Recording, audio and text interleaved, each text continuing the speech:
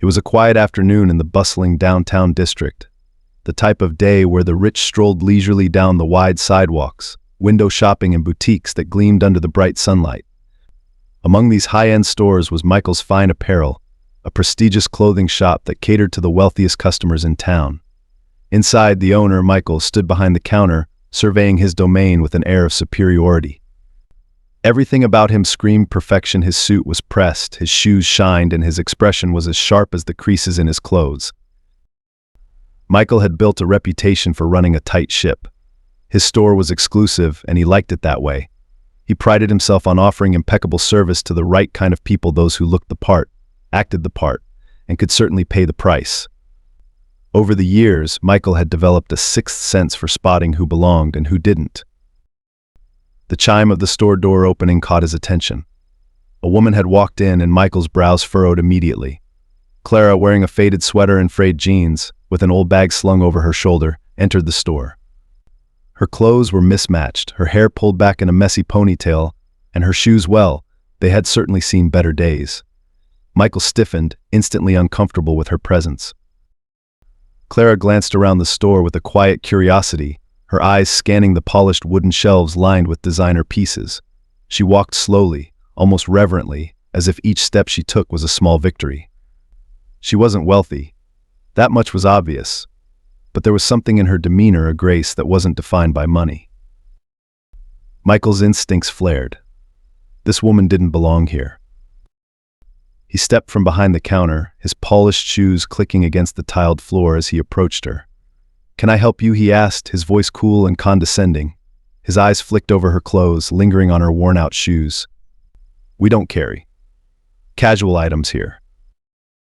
Clara turned to face him, unfazed by his tone.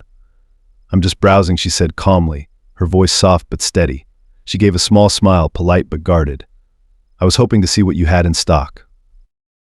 Michael scoffed. Browsing? He could already tell she wasn't going to buy anything. She didn't have the look of someone who could afford even the smallest accessory in this store. He'd seen people like her before, wanderers who came into high-end shops out of curiosity, or worse, for the illusion of what they couldn't have. "We don't do browsing here," Michael said, his voice firm as he folded his arms. This is a members-only store. He wasn't sure where the lie had come from, but it spilled out effortlessly. "We cater to specific clientele." His gaze hardened. "You need an appointment." Clara blinked, absorbing the insult but not reacting immediately. She glanced around, noting the lack of any members-only signs, and then her eyes met his, steady and calm. "An appointment?" she asked softly, tilting her head as if she were genuinely curious. Michael's irritation grew. "Yes, an appointment," he repeated, his voice dripping with disdain. He couldn't believe she hadn't left yet. "We cater to high-end customers only, and frankly, I don't think." "Don't think what?" Clara interrupted, her tone still gentle, but now there was something behind it, something that made Michael pause. She wasn't being confrontational, but her calmness was unsettling, as if she was completely unbothered by his attempt to push her out.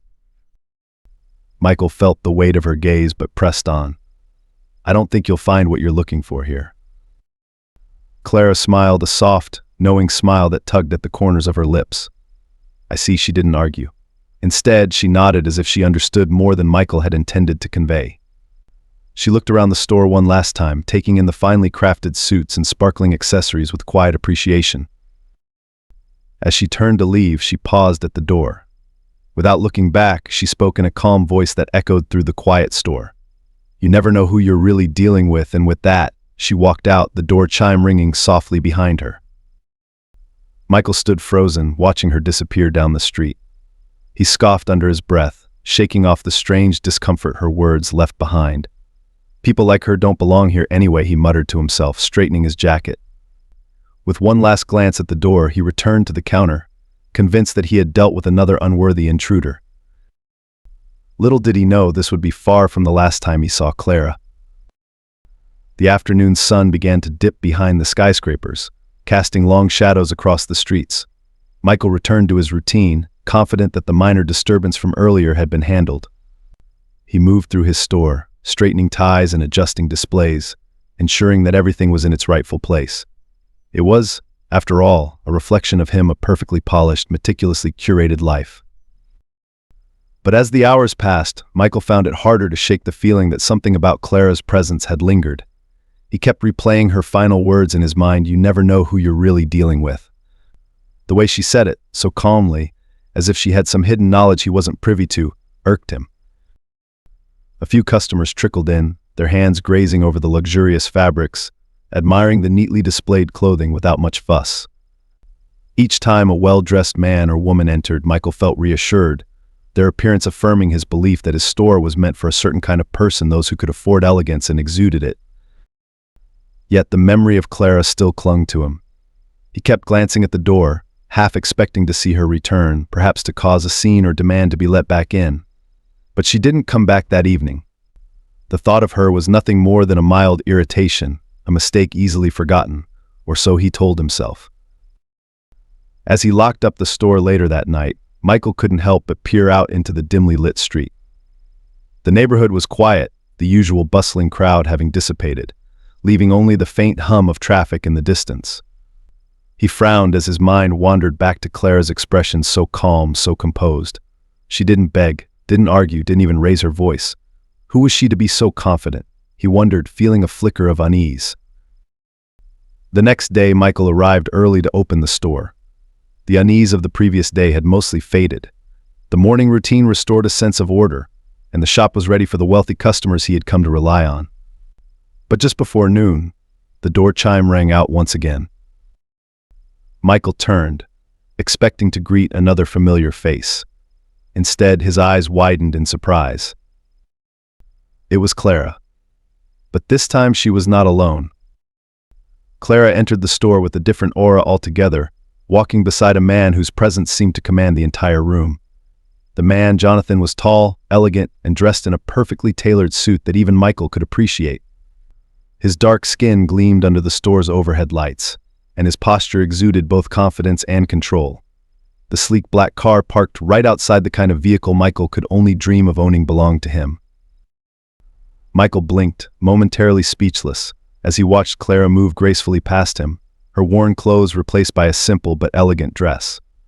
The transformation was subtle but undeniable, as if she had shed her past and now stood as someone entirely different. Jonathan glanced around the store, his expression unreadable as he took in the displays with casual interest. Clara, on the other hand, gave Michael a brief, almost imperceptible nod, a small acknowledgement of their previous encounter. Michael's heart pounded in his chest, his mind racing to catch up with what was happening. Was this the same woman he had kicked out the day before? The same person he had dismissed so easily? And who was this man with her? Swallowing his initial shock, Michael quickly moved forward, eager to rectify his previous mistake. "Welcome, sir, welcome," he said, his voice taking on the ingratiating tone he reserved for his wealthiest clients. "Please take a look around. We have some of the finest clothing in the city." Jonathan barely glanced at him, his attention still on the store's layout.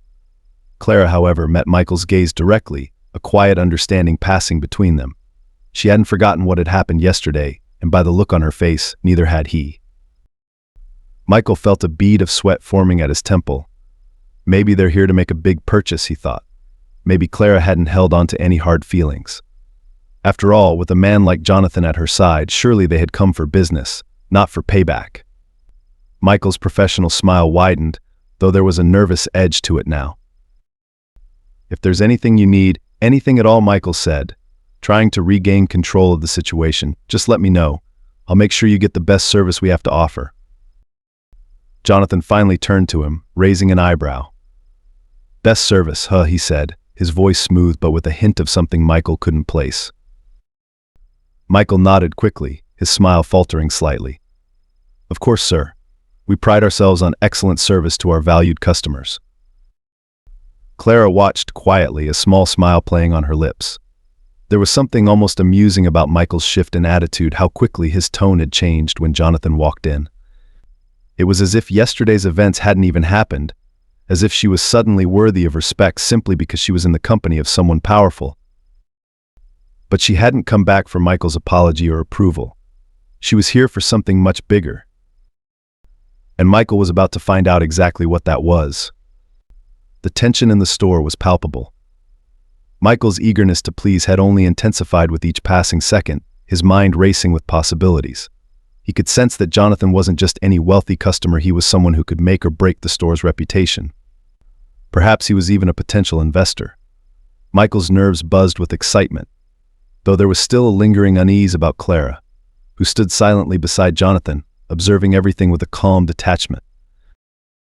Jonathan slowly walked through the store, his fingers brushing against the finely tailored suits, his eyes taking in the luxurious fabrics. Michael followed closely behind, desperate to ensure that Jonathan was impressed. "We only stock the finest Italian fabrics," Michael said, his voice slightly strained from the tension. "Everything here is custom-tailored for our clientele. We cater to high-profile figures, CEOs, politicians, you name it." Jonathan paused, picking up a jacket and inspecting it. "I can see that," he said, though his tone was neutral, giving nothing away. Clara stood back, watching the interaction unfold. Michael hadn't addressed her directly since she'd returned, which didn't surprise her. He still saw her as insignificant, an afterthought in the presence of real money. That was fine. She hadn't come back for his attention, she had come back to make a point. "Is there something you're looking for in particular?" Michael asked Jonathan, his voice almost pleading now. "Perhaps a special occasion? I'm sure we could find the perfect suit for you." Jonathan set the jacket down and turned to Michael, his expression unreadable. "Actually, I'm not here to buy anything today." Michael's heart sank. He had been sure that a man of Jonathan's stature had come with the intent to make a large purchase. He scrambled to find a way to keep the conversation going. "Well, if there's anything you need in the future, I'd be more than happy to." Jonathan cut him off with a raised hand. "I'm not here to buy anything, Michael," he said, his tone shifting slightly, a firmness creeping into his voice. "I'm here because Clara wanted me to see this store." Michael blinked, confused. His eyes darted to Clara, who had been standing quietly by Jonathan's side. "Clara," he repeated, as if hearing her name for the first time. "Yes," Jonathan continued, turning to Clara with a slight smile before looking back at Michael. "Clara, she told me about what happened yesterday." Michael's stomach dropped. His worst fear was starting to materialize. "What happened yesterday?" he asked, though his voice cracked slightly. He already knew what this was about. He could feel the sweat forming at the back of his neck. Clara finally stepped forward, her voice as calm as ever. "Yesterday I came into this store just like anyone else would, but I wasn't treated like anyone else." Michael's throat tightened. He felt cornered but tried to salvage the situation with a weak defense. I think there's been some sort of misunderstanding." "There's no misunderstanding," Jonathan interrupted, his voice now colder. "You saw her come in, and you judged her immediately. You thought she didn't belong here because of the way she looked. Isn't that right?" Michael could feel his pulse racing. No, that's not what happened at all," he stammered, his palms sweating. Well, you see, we have certain policies." Jonathan's eyes narrowed and Michael stopped talking mid-sentence. "Policies? What kind of policies are you talking about? The kind that exclude people based on appearances?" Michael's mouth went dry. He wanted to deny it, to argue that this was all some kind of misunderstanding, but he could feel the weight of Jonathan's words bearing down on him. Clara remained silent, watching him with that same calmness that had unnerved him the day before. I apologize if there was any offense taken," Michael finally muttered, his voice barely above a whisper. He hated how weak he sounded, but he couldn't find his footing. "That wasn't my intention." Clara tilted her head slightly, as if studying him. "It wasn't your intention to judge me the moment I walked through the door, to tell me I didn't belong here." Michael swallowed hard, his face reddening. "Look, I didn't mean it like that. I was trying to enforce store policies, that's all." Jonathan's expression darkened. "So, let me get this straight. You think enforcing store policies means turning people away based on how much money you think they have?" Michael stammered again, but no words came out. The silence stretched between them, thick and heavy. Clara stepped forward, her eyes locked on Michael. "You made an assumption about me based on nothing more than how I looked, and you're still making that assumption. You think that because I'm not dressed like the other customers, I must not be able to afford what you sell here." Michael opened his mouth to speak, but Clara continued, her voice gaining strength. "What you didn't know, Michael, is that I could buy this store if I wanted to." Jonathan nodded, his eyes never leaving Michael. In fact, we were considering it. The words hit Michael like a punch to the gut. He looked between them, trying to process what he had just heard, what he whispered, his mind racing. Clara smiled faintly. That's right. Jonathan and I were planning to invest in this store. We were going to make it part of a larger project we're working on. But after yesterday, I'm not sure I want to. Michael felt like the ground was slipping out from beneath him. His knees felt weak. You were going to invest? In this store, he repeated, dumbfounded.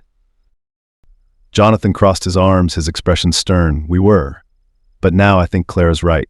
We'll have to reconsider. I don't think we want to invest in a place that treats people like they don't belong based on superficial judgments. The weight of the revelation crashed down on Michael. He realized, with cold certainty, that he had made the gravest mistake of his career. His mind scrambled for a way to salvage the situation, but nothing came. All he could do was stand there, staring at Clara and Jonathan, his future slipping through his fingers. Clara looked him in the eye one last time, her expression calm but unyielding.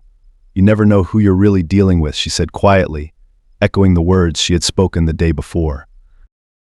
And with that, she turned and walked out of the store, Jonathan following close behind. Michael stood frozen in place, his mind spinning as the door closed behind Clara and Jonathan.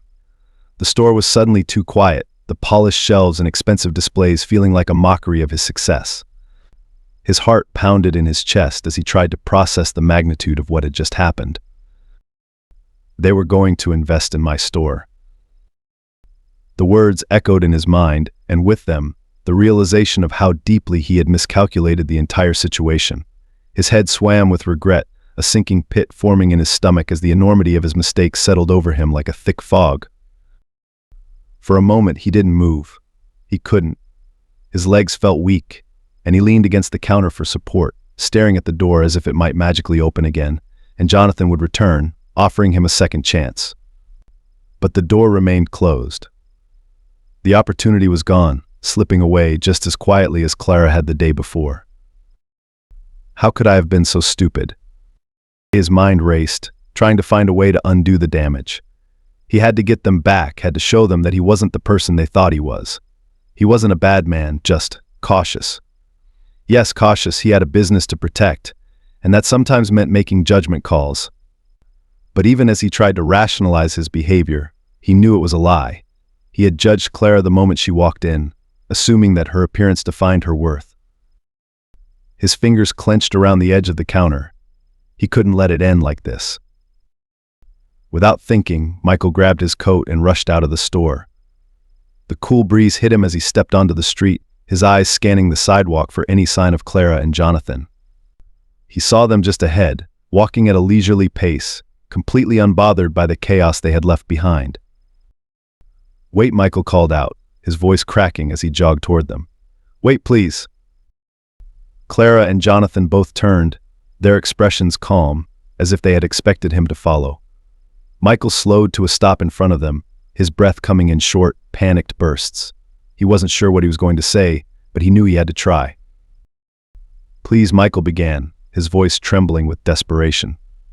Please don't leave like this. I can fix this. I can make it right. Clara raised an eyebrow, but she remained silent, letting Michael continue to flounder. I didn't mean to. I didn't realize who you were, he stammered, his face flushing with shame. I made a mistake, a terrible mistake, and I'm sorry, I didn't mean to offend you. Jonathan crossed his arms, his gaze unwavering. You didn't offend us, Michael. You showed us who you really are, and now we're simply making a decision based on that. Michael's mouth went dry. But I can change, he insisted, his voice rising slightly. I'll do better. I'll treat every customer with the same respect, no matter who they are. Just give me another chance. Clara finally spoke, her voice soft but firm. It's not about just one chance, Michael. It's about how you treat people every day, not just when you think it'll benefit you. Michael's heart sank. He had no argument against that. Everything she said was true. He had treated her poorly because he hadn't seen any immediate value in her, and now that he knew the truth, he was scrambling to save himself. I understand that now, he said, his voice barely above a whisper. I'll change. I promise. Clara's expression softened slightly, but there was still a hard edge to her gaze. It's not about promises, Michael. It's about actions. You've built your business on exclusion, on keeping out people you think don't belong. That's not something you can just undo with a few words. Jonathan nodded, his arms still crossed. We're not here to teach you a lesson, Michael. We're here to make decisions that reflect who we are and what we value. And right now, this store doesn't align with that. Michael's chest tightened as Jonathan's words hit him like a blow. There was no anger in his voice, no malice, just a cold, hard truth that Michael couldn't escape. He had built his success on false pretenses, on the idea that wealth and status were the only things that mattered. And now that foundation was crumbling beneath him. I can change, Michael repeated, though his voice sounded hollow even to his own ears. Please, just give me another chance. Clara and Jonathan exchanged a glance, but neither of them spoke. The silence stretched on, heavy and final. Michael's heart pounded in his chest, panic clawing at his throat. He had to do something, anything, to convince them that he could be different, that he would be different. His store, his livelihood depended on it. Look, Michael said, his voice trembling, I know I was wrong. I know I messed up, but I've worked so hard to build this business. It's everything to me. I'm not asking for forgiveness, I'm just asking for a chance to prove that I'm not the person you think I am. Clara studied him for a long moment, her eyes searching his face for something. Then, finally, she spoke. Michael, it's not about who we think you are. It's about who you've shown us you are. The words hit Michael with the weight of 1,000 bricks. He had no response, no defense. All he could do was stand there, his mouth dry, as the truth of her words sank in. Jonathan uncrossed his arms and stepped forward, his gaze still locked on Michael. Clara's right. People reveal themselves in moments like these, and you've revealed exactly who you are. We're not here to punish you, but we have to make decisions based on what we see. Michael opened his mouth to speak, but no words came out. His throat tightened, and for the first time in years he felt completely powerless. He had spent his entire life controlling everything around him, his business, his reputation, his success, but now he was at the mercy of his own actions. Clara gave him one last long look, then turned to Jonathan. We should go. Jonathan nodded, and without another word, the two of them turned and walked away, leaving Michael standing in the middle of the street, his world crumbling around him. He watched them go, his mind racing with regret and shame. He had lost not only an opportunity, but something far more valuable, his integrity. And for the first time, Michael realized that no amount of money or success could ever replace what he had just lost. As they disappeared down the street, Michael stood alone, the weight of his actions pressing down on him like a heavy, unrelenting storm. The door to Michael's store swung open the next morning with a jingle that sounded louder than usual in the empty space. He hadn't slept.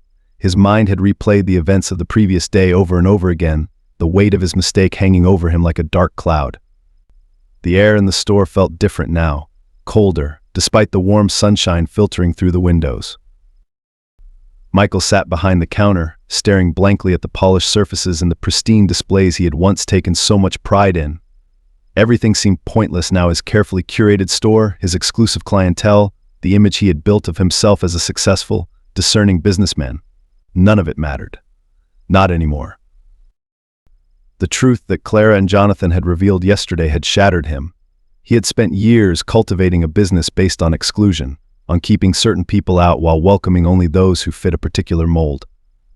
He had thought that was the key to success, but now he could see how flawed his thinking had been. He hadn't been protecting his business, he had been strangling it, limiting its potential by pushing away anyone who didn't meet his narrow standards.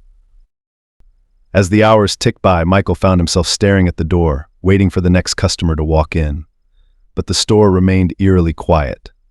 Normally by midday, there would be a steady stream of well-dressed patrons browsing the racks, but today the store was empty. Not a single person had come in. He checked his phone, hoping for an explanation, a text from a regular maybe, or an email about a local event drawing people away, but there was nothing, just silence. And then it hit him. Word had already gotten out. Jonathan and Clara were powerful people, influential in ways Michael hadn't fully understood until now. It wouldn't take much for them to spread the word about what had happened here, about the way he had treated Clara, and how he had lost a major opportunity because of his prejudice. The story would ripple through their circles like wildfire, and soon enough his business would be dead in the water. Panic welled up inside him. He couldn't let this happen. He had to fix it somehow. He had to make amends to show that he wasn't the person they thought he was. But as he sat there, the weight of reality pressed down harder. He had already shown them who he was. Clara's words echoed in his mind, a constant reminder of the truth he had been avoiding for so long. It's about who you've shown us you are. Suddenly, the door swung open, and for a split second, Michael's heart lifted. Maybe it was Clara and Jonathan coming back to give him another chance. Maybe they had reconsidered. But when he looked up, his heart sank again. It wasn't them. It was a woman, well-dressed, holding a sleek designer bag. She looked around the store, her heels clicking against the tiled floor as she walked in. Michael forced a smile, standing up from behind the counter. "Good afternoon," he greeted her, trying to sound as confident as ever. "Can I help you with something?" The woman looked him up and down, her expression neutral. "I heard about what happened yesterday," she said, her voice flat. Michael's smile faltered. Oh, was all he could manage. She nodded, her eyes scanning the store, but she didn't seem interested in any of the items on display. "Clara told me, and Jonathan." Michael swallowed hard, feeling the knot in his stomach tighten. "Look, I can explain." But the woman held up a hand, stopping him mid-sentence. "There's nothing to explain," she said, her tone cool. "You showed them exactly who you are." Her words hit him like a hammer, sharp and unforgiving. They were the same words Clara had spoken, the same truth that had haunted him all night. I'm sorry," Michael stammered, his voice barely audible. "I made a mistake. I can do better." The woman looked at him for a long moment, her gaze hard and unrelenting. "Maybe you can," she said finally. "But it won't matter. People talk. And they've already started talking about you."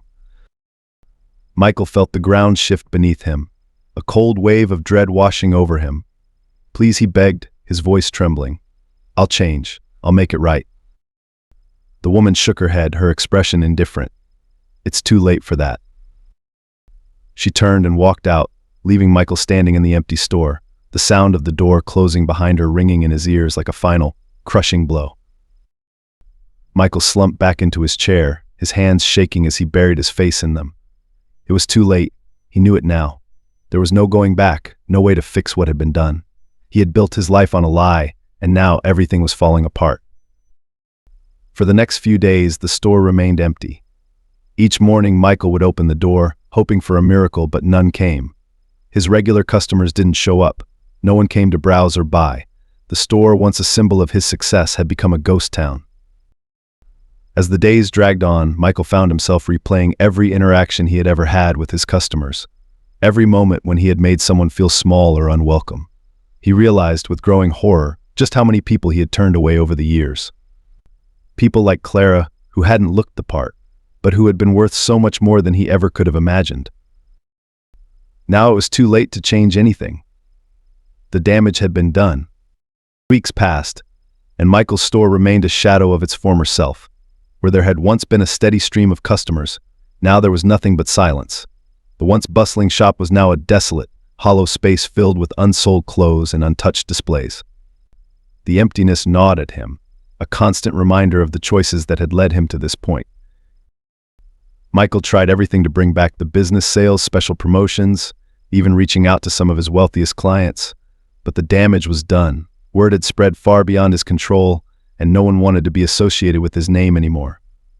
The story of how he had treated Clara and what he had lost because of it had traveled fast, carried by the same influential people he had always tried so hard to impress.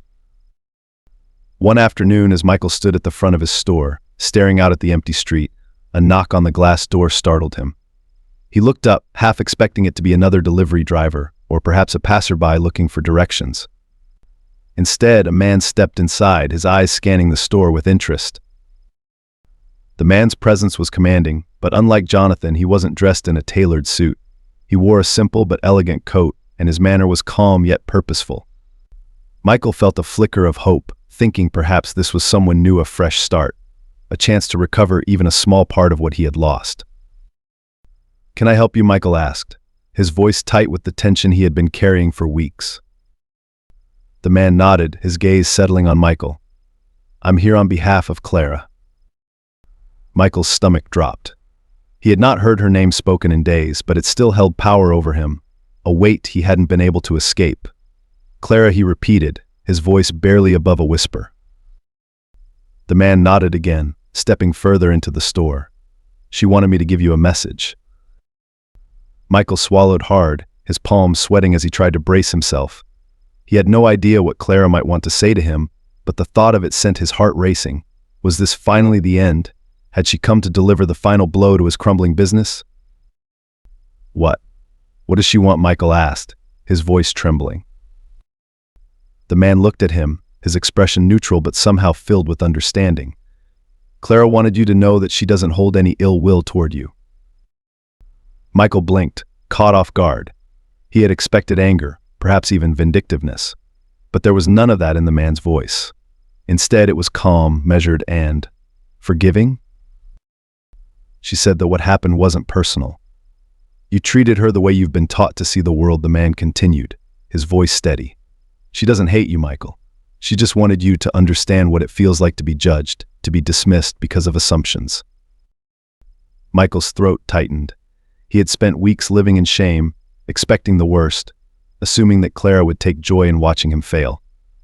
But now, hearing that she harbored no anger toward him, he felt something inside him shift a small crack in the wall of guilt and regret he had built around himself. "She's not going to invest in your store," the man added.